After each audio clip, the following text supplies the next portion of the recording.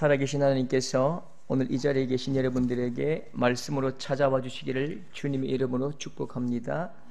말씀을 들을 때에 여러분 질병이 떠나가고 막힌 담이 허물어지고 여러분 인생의 그 질고의 모든 짐들이 십자가 앞으로 내려놓는 놀라운 복이 임하기를 주님의 이름으로 축복합니다. 아멘.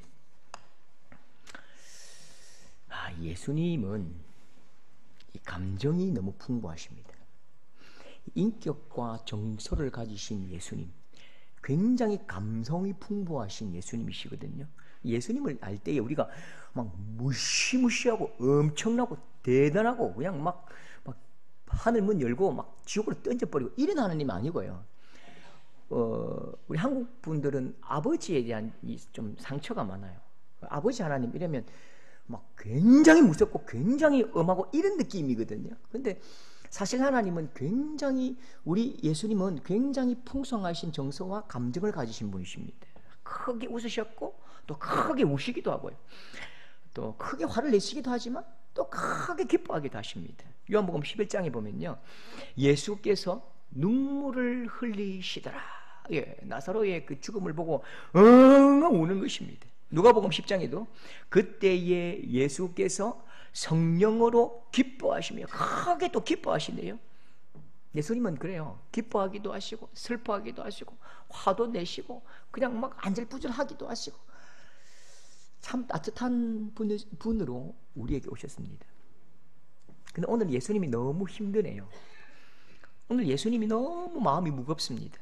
마음이 무너지셨습니다. 왜요?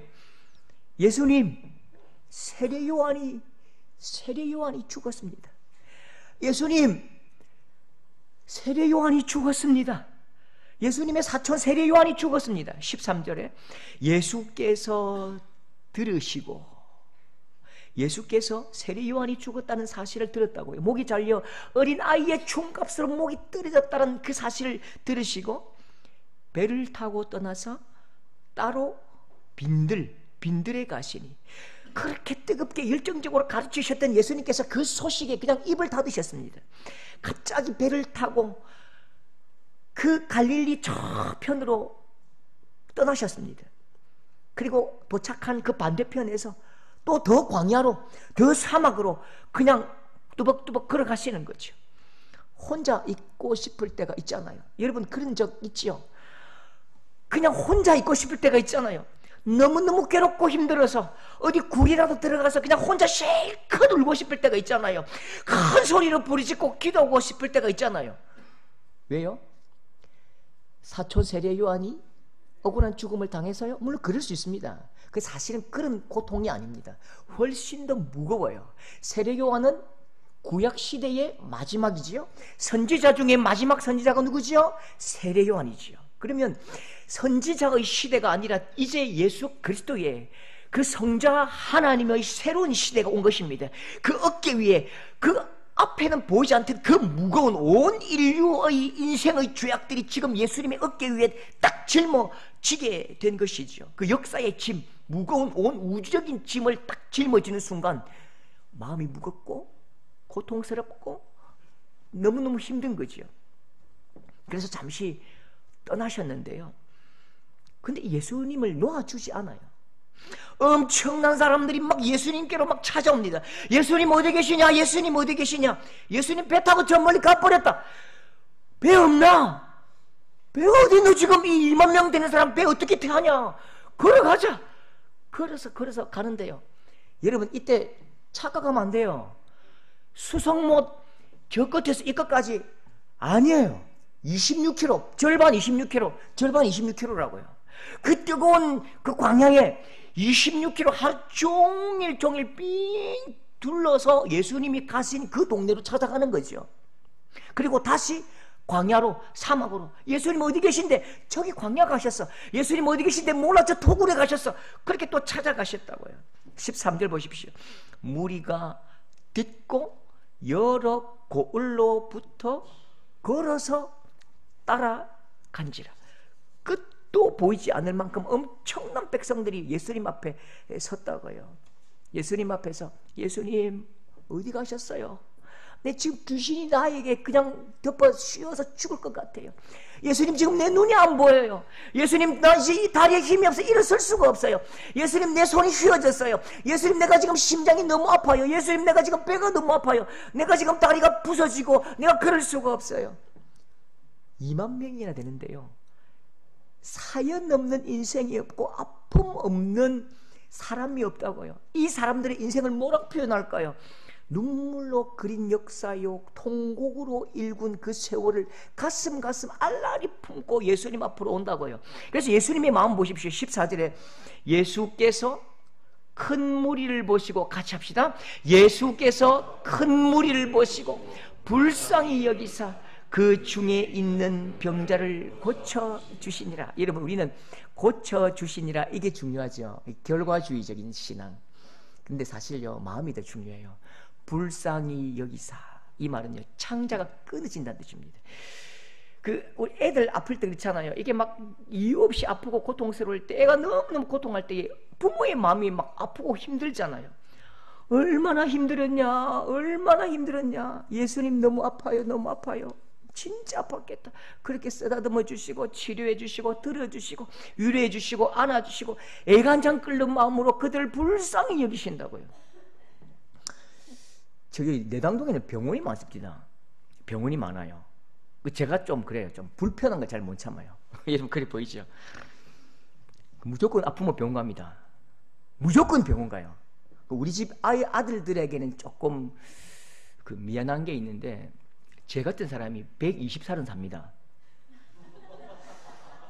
예, 뭐 걱정되면 보험도 넣든지 뭐. 근데 여기 제가 이름을 안 밝히는데, 요 병원 가면 언제 가도 내가 1번이에요. 언제 가도 그냥 내가 1번 아니면 2번이에요. 사람이 없다는 거죠. 왜 사람이 없을까? 왜 제가 거기만 가냐면 기다리는 거 싫어하거든요. 거기만 가요. 아무튼 약은 똑같으니까. 가는데 여기는 왜 손님이 없을까? 이렇게 환경이 아름답게 엄청나게 좋게 그렇게 했는데 왜 손님이 없을까? 없는 이유를 알아요. 저는 압니다. 그 의사 선생님이 나한테 물어보면 내가 정확하게 얘기할 건데 나한테 안 물어보더라고요. 마치 그분은 AI 로봇 같아요. 어디가 불편하세요? 아하세요? 목이 본네요? 약 드릴게요? 안녕히 가세요? 그러니까 내가 사람이 없지. 요 또 한 병원에 우리 유집사님 잘한 데가 갔는데 3번 갔는데 진료를 못 받았어요. 한 30명쯤 기다리고 있더라고요. 궁금하잖아요. 궁금하잖아요. 그래가지고 제가 작전을 짰죠. 무조건 나는 하면 하거든요. 아침에 가가지고 딱 대기번호 받았어요. 30번. 2시간 뒤에 오면 해주겠다 약속받고요. 2시간 뒤에 갔는데 30분 더 기다려가지고 딱 앉았거든요. 직업이 뭡니까? 예, 여기 서덕이 목사입니까? 아이고 목사님이구나. 스트레스 많이 받지? 야, 목사님들 죽을 판이지요. 우리야 막 골라받고 막 안 하면 문 닫으면 되지만, 야, 목사 그거 할 짓 아닙니다. 예? 목사 그거요 사람도 막 다 받아야 되고요. 이거 보면 피검사 한번 해봅시다. 중성 지방이 많네. 우짤라고 예? 우짤라고 그래요. 그 다음에요, 혈당 수치, 당뇨가 지금 경계잖아요. 딱 밤에 끊읍시다. 담배 말고 웃겨가면서 담배 안 피우는데요. 담배 피우죠? 아니요. 술 먹죠? 압니다. 술보다 담배보다 목사님 더 위험한 게 초코파이입니다. 야식입니다. 통닭 먹지요? 절대 보면 안 됩니다. 바로 사모님 과부대표입니다. 30분 동안 막 내가 어깨 두드리고 막 뭐지? 상담받은 느낌이에요. 나 오늘 다 나왔어요. 나 나왔다는 게 진짜로요. 제가 지금 원래 이 바지 못 입었거든요.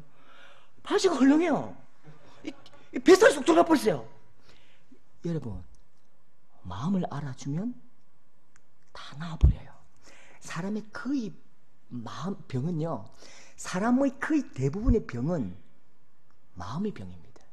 마음을 알아주면 낫고요, 들어주면 된다고요.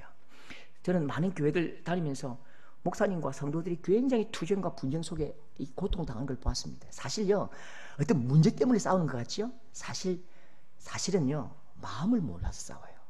사실은 마음을 몰라줘서 싸우고 들어주지 않아서 힘들다니까요. 여러분, 사람이 너무 힘들어서 교회 오잖아요. 사람이 너무 힘들면 교회 온다니까요. 늘 행복하고 만족하고 돈 많고 그냥 뭐 그런 사람이 왜 오겠습니까? 지금 저 유럽에 가 있죠. 지중해를 막 돌고 있겠지요. 안 그래도 힘들고 아파서 교회 왔는데, 안 그래도 아프고 힘들고 괴롭고 막힌 담 때문에, 애들 문제 때문에 사업도 안 되고 아프고 힘들어서 교회 왔는데 어색하고 뻘쭘하고 낯설고, 한번 따라합시다. 어색하고 뻘쭘하고 낯설고. 이 느낌 아십니까? 내 얻어먹으러 느낌. 아무도 나에게 관심 없고 어색하고 뻘쭘하고 낯설고, 이런 교회는 절대로 사람들이 오지 않습니다. 하나님께서 이런 교회에는 자신의 귀한 아픈 사람을, 아들, 딸을 보내지 않는다고요. 로봇 같은 그 교회에게 영혼을 맡기지 않으신다니까요. 여러분, 참 그 서울에 가면 한 달에 한 번씩 그 교보생명 건물에 부착된 그 아주 명시구가 있잖아요. 사람이 온다는 것은 정종현 시인의 시인데요, 한 달에 한 번씩 걸리거든요. 저렇게 딱 걸렸어요. 밑에 교보생명 있죠. 사람이 온다는 것은 실은 어마어마한 일이다. 한 사람의 일생이 오기 때문이다. 굉장히 귀한 시입니다. 사람이 온다는 건 그냥 그 사람 한 명 오는 게 아니고요, 그 사람의 일생이 오고 아파서 사연이 오고 자녀와 가족과 그 온갖 고통의 역사가 오는 것이죠. 여러분, 우리가 그런 찬양하지요. 주님 마음 내게 주소서, 주님 마음 내게 주소서. 그 주님의 마음이 어떤 마음이지요? 바로 영혼을 사랑하여, 오늘 말씀처럼 애타게 애끓는 마음으로 영혼을 사랑하고 섬기고 내어주는 것입니다. 사람이 온다는 것은 전 우주가 우리에게 오는 것입니다. 사람이 온다는 것은 하나님의 영광이 오는 것입니다. 사람이 온다는 것은 하늘 문이 열린 것입니다. 여러분, 새 가족이 오면요, 잘 모르시는 분 계시면요, 먼저 찾아가십시오. 먼저 찾아가서 자기가 먼저 아는 척 하시고 소개해 보십시오. 제가 어떤 교회, 진짜 안 되는 어떤 교회 이야기를 하나 하자면요, 그 연세 높으신 올해 30년 예수 믿으신 그분과 이렇게 이제 기관이 같더래요. 그래서 새 가지고 오셨습니다, 가서 좀 인사하시죠. 이렇게 하니까 그분이 이렇게 했대요. 지가 내한테 와서 인사하시, 잘 봐달라고 인사하시, 내가 왜 인사해요? 이게 안 되는 교회죠. 안 되는 교회죠. 여러분, 식사를 같이 하십시오. 오늘도요, 모르는 분 계시면 인사하시고 식사도 하시고 말도 걸어주고요, 친정집에 온 딸처럼 막 맞아주시고 어깨 두드려주시고 아이고 잘한다, 아이고 잘한다. 그게 주님 마음이라니까요. 여러분, 정말 우리 교회는요, 어색하고 뻘쭘하고 낯설고 이런 감정은 전부 다 쓰레기통에 다 던져버리고 저 폐기처분 할 수 있는 주님 닮은 우리 모든 성도, 주님 감정 닮은 성도들 될 수 있기를 축복합니다. 저녁이 되었습니다. 하루 종일 걸었거든요. 말씀을 들으니까 마음은 기쁜데, 그러나 역시 사람은 먹어야 돼요. 배가 고픕니다. 15절에 저녁이 되매, 같이 시작. 저녁이 되매 무리를 보내어 들어가 먹을 것을 사 먹되.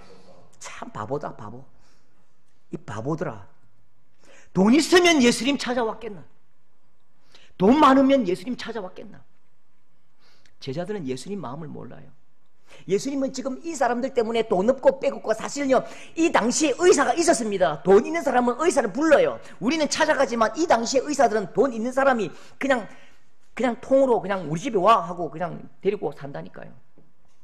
돈이 없기 때문에 아파도 병원 못 가고 의사에게 내 몸을 보일 수가 없다고요. 돈이 없어서 왔는데 돈을 가지고 사 먹으라니. 이 제자들은 예수님의 마음을 모른다고요. 사람의 아픔이 느껴지지 않으면요, 입에 나오는 대로 말합니다. 이게 중요합니다. 그 사람의 아픔을 느끼지 못하면 지 마음대로 이야기한다니까요. 여보, 이거 추워, 이거 추워, 이거 추워. 야, 뛰자. 똑같은 거예요. 한 뛰면 열난다. 힘들어. 산행할 때 힘들어요, 다리 아파. 그것도 뭐하나, 막 확 뛰어봐, 막 팔부터 뛰어라.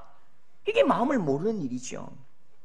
얼마 전에 홍수 났을 때에 전 재산을 잃어버린 그 사람들 앞에서 1시간 뭐 봉사하더니 사진을 찍으면서 이때 비가 좀 와야 사진 잘 나오는데 그냥 어떤 국회의원이 그랬다고요.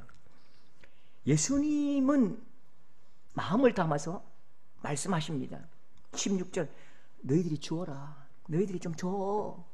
야, 쟤들 돈이 없기 때문에 여기 왔잖아. 하루 종일 굶었잖아. 우리가 좀 주면 안 되겠니? 예수님은 이 배고픈 사람들에게 밥을 주고 싶으셨습니다. 아버지의 기쁨이 뭐죠? 여러분 뭐가 제일 기쁩니까? 여러분 어떨 때 기쁘지요? 내 자식 입에 밥 들어가는 소리, 내 자식이 쩝쩝거리면서 밥 씹는 소리가 얼마나 그 기쁨인지 모릅니다. 백성들의 그 아버지, 그 이 예수님은요, 지금 저 굶어서 배가 꼬르륵꼬르륵거리고 허기진 저 친구들을 먹이고 싶으셨다고. 예수님 마음을 보십시오. 마태복음 15장 32절 보면요, 예수께서 제자들을 불러 이르시되 길에서 기진할까 하여 굶겨 보내지 못하겠노라. 물론 다음 이야기인데요, 이게 예수님의 마음입니다. 이 친구들 그냥 가버리면 길거리에 쓰러질 거야. 밥 먹여 보내야지. 밥 먹여 보내야지. 사람들이 배고프고 굶고 죽어가는 것이 너무 고통스러운 거예요. 사람들이 힘들어하는 것, 내 아들, 딸이 힘들어하는 것, 예수님이 너무 힘드시다고요. 그래서 말씀은요, 이 성경은 하나님의 밥하는 이야기가 너무 많습니다. 이 밥 지으시는 하나님, 그 이야기가 성경 처음부터 끝까지 하나님께서 밥 짓는 이야기입니다. 출애굽기 16장에 보면 너희가 이 광야로 우리를 인도해내어 이 온 회중이 굶주려 죽게 하는도다. 그때 하나님께서 어떻게 하시죠? 출애굽기 16장 31절 그 이름을 만나라 하였음에 밥을 주시는데요, 나중에 고기도 주시는데요, 40년 동안 배가 고파 우는 그 백성을 먹이십니다. 먹이고 입히고. 여러분 구약의 열왕기상에 보면 엘리야 선지자가 있지요. 아무리 노력해도 안 되잖아요. 아무리 소리쳐도 우상의 옷을 벗지 않는다고요. 아무리 외쳐도 하나님을 믿지 않고 전부 다 우상에게로 달려가 버리니까 가슴이 막 무너져 내립니다. 해도 안 되면 절망하잖아요. 그러니까 내가 미운 거예요. 내가 지금 이 꼴이 밉다고요. 아무리 외쳐도 저 사람들 변하지 않으니까 내가 너무 힘들다고요. 그냥 그래서 주저앉아 버립니다. 나무 밑에 쓰러져 버렸는데요, 쓰러진 엘리야에게 하나님께서 밥을 차려 주십니다. 로뎀 나무 아래에 누워 자더니 그를 어루만지시며 그에게 이르되 일어나서 먹어라. 너무 힘들어서 누워있는 그 엘리야를 쓰다듬으시고 일어나. 엘리야야, 밥 먹자. 야, 사나이로 태어나서 할 일도 많지만 노래 한번 불러봐, 이렇게 하지 않으시고요, 엘리야야 밥 먹자. 그렇게 또 차려주시고 또 밥을 차려주시죠. 신약 성경에도요, 예수님이 부활하셨는데 그 부활의 소식이 기쁘지만 기쁘지 않은 사람이 있어요. 참 아팠던 제자들이 있습니다. 3년의 시간 동안 그 예수님을 따라다녔는데 그 따라다닌 시간, 그게 너무 미안하고 예수님께 죄송한 친구들이 있었다고요. 너 예수님 제자지? 아니야, 나 그 사기꾼 몰라. 그렇게 예수님을 부인하고 부정했던, 손살에 치면서 예수님을 거절했던 그 제자들, 그 자기가 너무 미운 거예요. 다른 사람이 미운 게 아니고요, 내가 밉다고요. 내가 너무 부끄러워요. 내가 너무 미운 거죠. 그래서 그냥 물고기 잡으러 가버렸습니다. 그런데 예수님께서 직접 찾아가시지요. 아무 말씀도 하지 않습니다. 너 왜 그랬어? 따져보자라고 말씀하지 않으시고, 요한복음 21장 12절 예수께서, 같이 합시다. 예수께서 이르시되 와서 조반을 먹어라. 뒤에 엄청난 많은 감정들이 있고 사건들이 있잖아요. 예수님은 따지지도 않고 묻지도 않으시고, 배고프지? 힘들었지? 야, 배고팠지? 힘들었지? 괜찮아, 밥 먹자. 그렇게 직접 불을 피우시고 밥을 지으시고 떡을 만드시고 고기를 구우시고, 그리고 예수님은 마지막 밥상을 차려주십니다.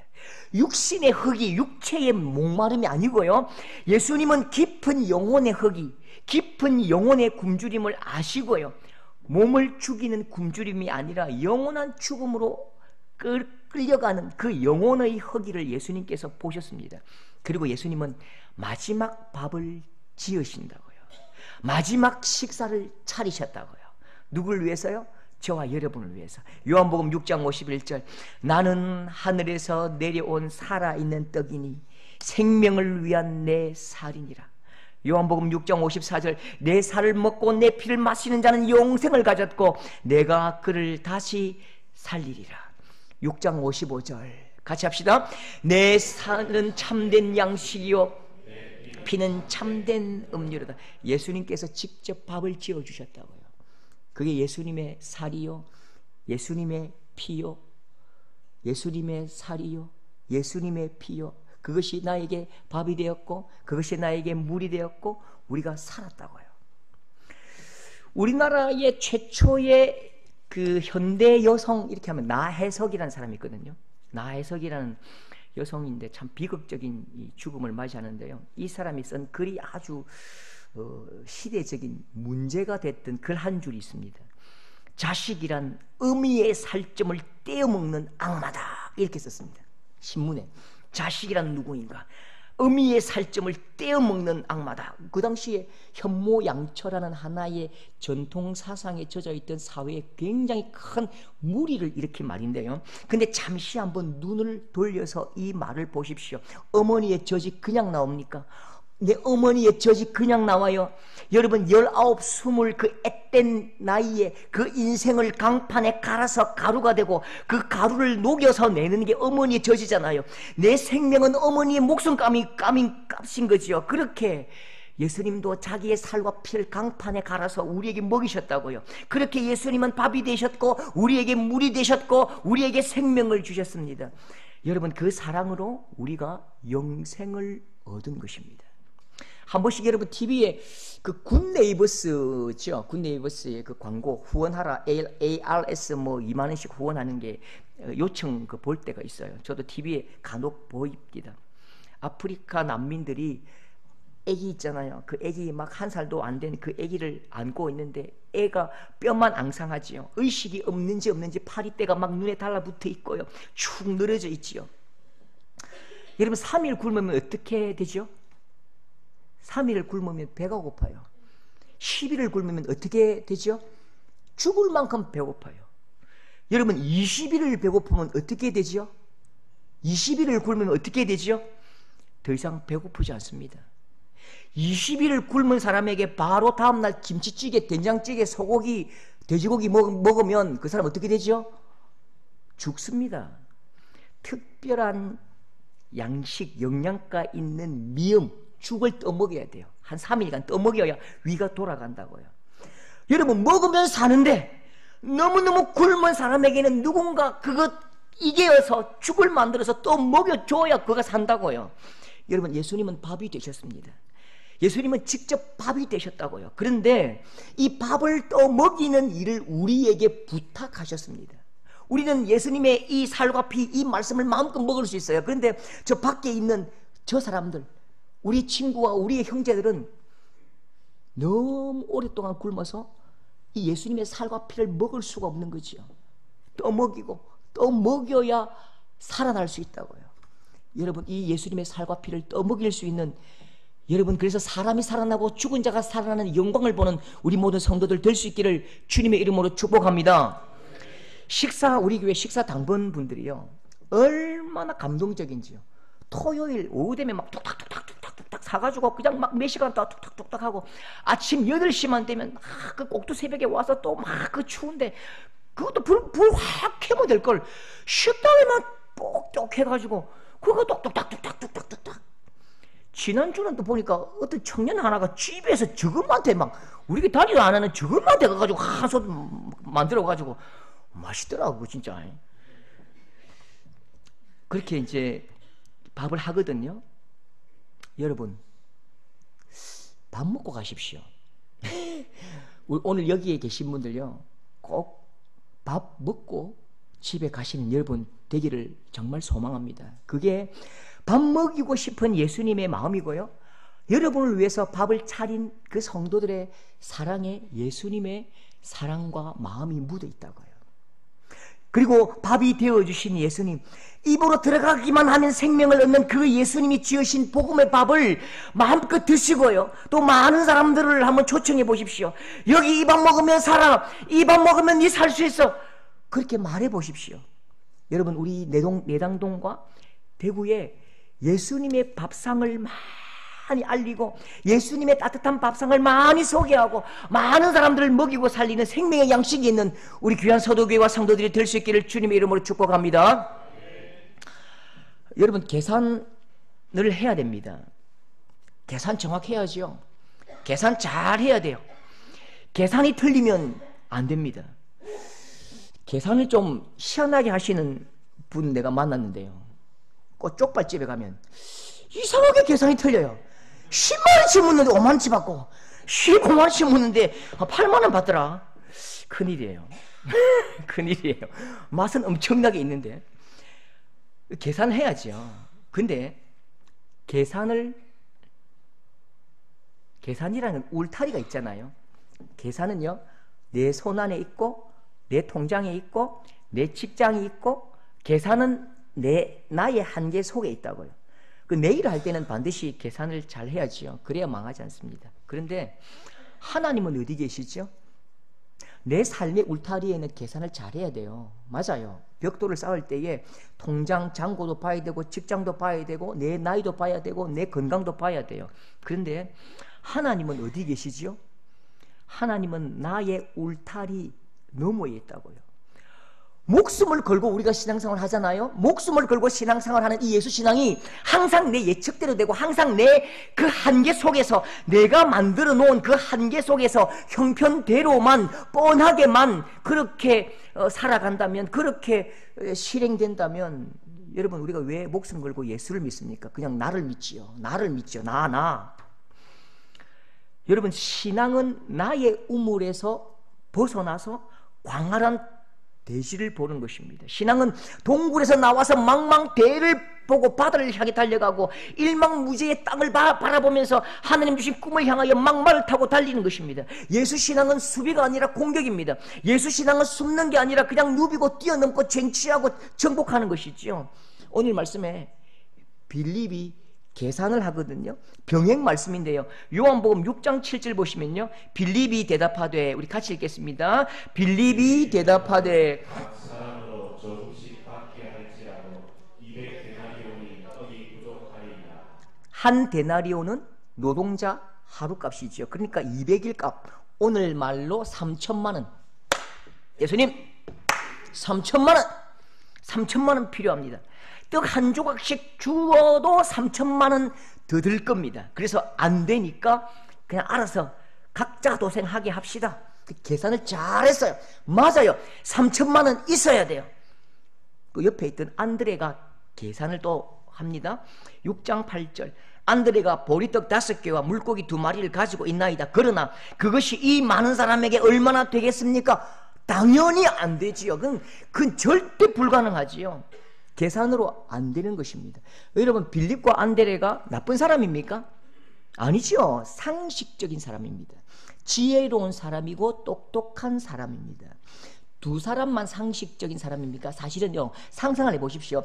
2만 명 중에 요 아이만 도시락을 가져왔을까요? 하루 종일 걷는데 아마 3천 명은, 아니 5천 명은 자기가 가져온 뭔가가 있을 거예요. 근데 왜 내놓지 않지요? 왜 지금 내놓지 않습니까? 상식적으로 말이 안 되기 때문입니다.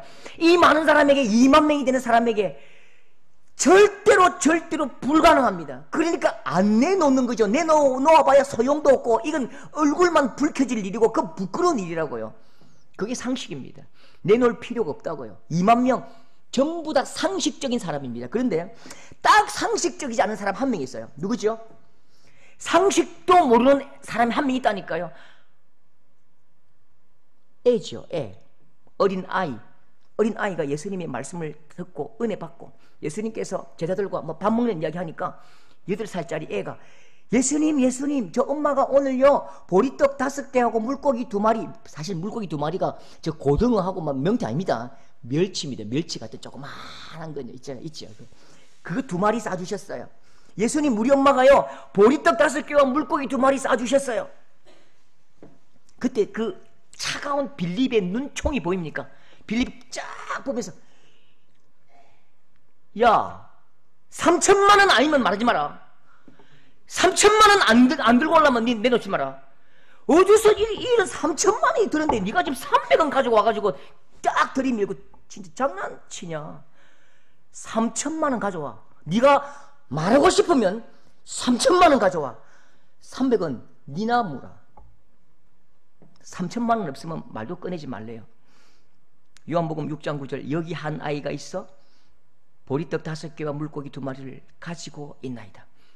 예수님께 이 아이가 3천만 원 드는데 300원 가지고 예수님 나 300원 있어요. 300원 있어요. 얘는 철이 없는지 계산하지 않아요. 3천만 원 필요한데 300원을 자기 전부라고 드리는 거죠.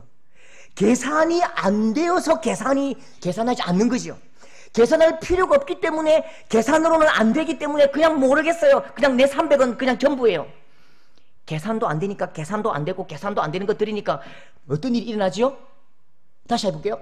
계산도 안 되니까 계산을 안 했고 계산을 안 했으니까 계산도 안 되는 일을 했는데 그 계산도 안 되는 거 드리니까 어떤 일이 일어나지요?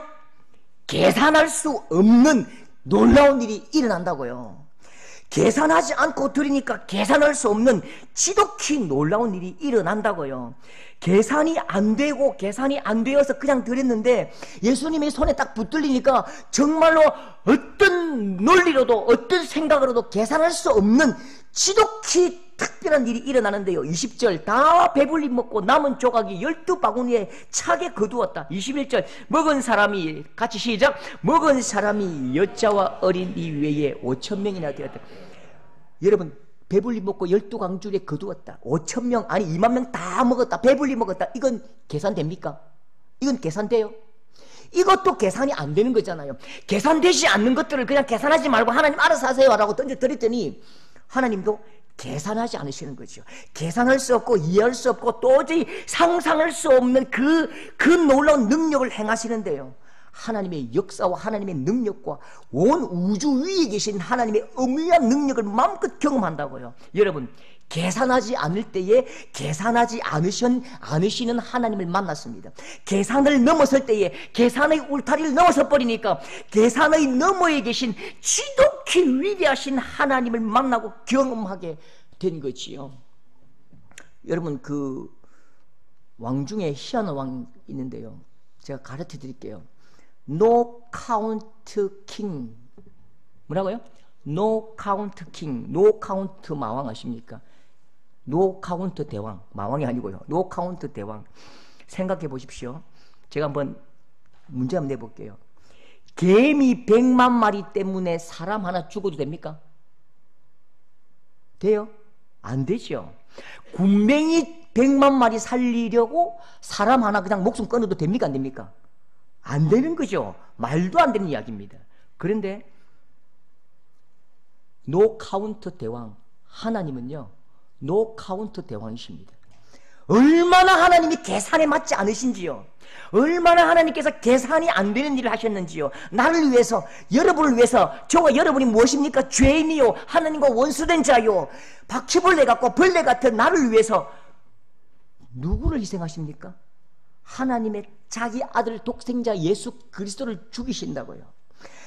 원수 같은 그 죄인들을 살리시겠다고 하나님 자신의 독생자 아들을 죽이셨다고요. 개미 같은 나를 살리시기 위해서 하나님 아들을 죽이셨고 바퀴벌레 같은 나를 살리시기 위해서 그 아들을 죽이셨고 나를 그의 대신 아들로 삼아주셨습니다. 나를 죄인을 아빠 아버지라고 부르래요. 아빠 아버지로 부르라고 하시고 우리를 자녀 삼아 주셨지요.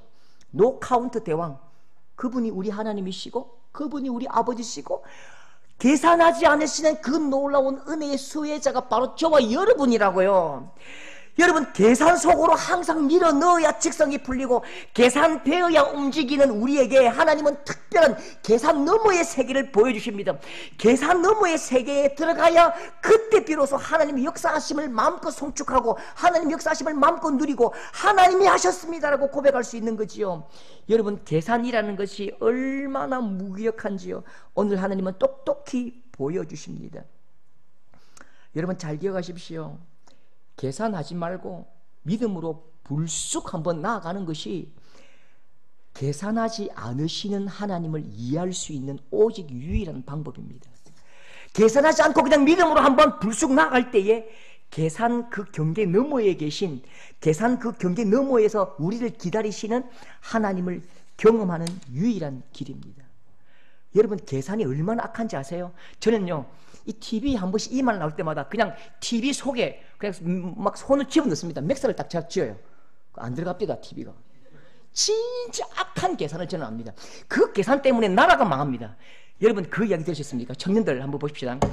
이 이야기가 딱 들린 순간, 귀에 들어오는 순간요, 빨리 가서 소금을 막 귀를 막 닦아버려야 돼요. 그 광고가, 그 계산이 눈에 들어오는 순간 빨리 눈을 씻어야 돼요. 어떤 광고인지 아십니까? 자녀 한 명 대학 보내는데 2억이 들어가요. 자녀 한 명 태어나서 공부시키고 장가 보내는데 4억 들어갑니다. 이런 통계가 있지요. 이런 통계 들어보셨지요? 혹시 이런 통계가 여러분 마음을 장악하고 있다면 뜯어내버려야 돼요. 불가치 측정. 사람은 절대로 돈으로 계산하지 않는 것입니다. 사람은 절대로 돈의 잣대로 계산할 수 없을 만큼 위대하고 대단하고 엄청나고 온 우주적인 거예요. 그런데 한 생명 한 사람을 어린 아기로부터 성인이 되어서 아버지 노릇할 때까지 얼마 드느냐로 계산한다고요. 그러니까 어떻게 되죠? 청년들이 장가를 안 가는 거예요. 애를 안 낳는 거예요. 애 낳으면 돈 드는데 돈에 묻혀 파묻혀 죽을 만큼 고통스러운 세상이 우리에게 왔다고요. 이것 때문에 나라가 망하고 하나님의 나라가 망하고 민족이 망하고 비전이 망한다고요. 여러분, 우리 교회는 한번 계산을 한번 훌쩍 넘어보면 어떨까요? 계산을 한번 넘어서서 하나님이 일하시는 역사, 하나님이 일으키시는 그 놀라운 경험들을 하는, 마음껏 체험하는 하나님을 체험하는 우리 귀한 성도들 될 수 있기를 주님의 이름으로 축복합니다.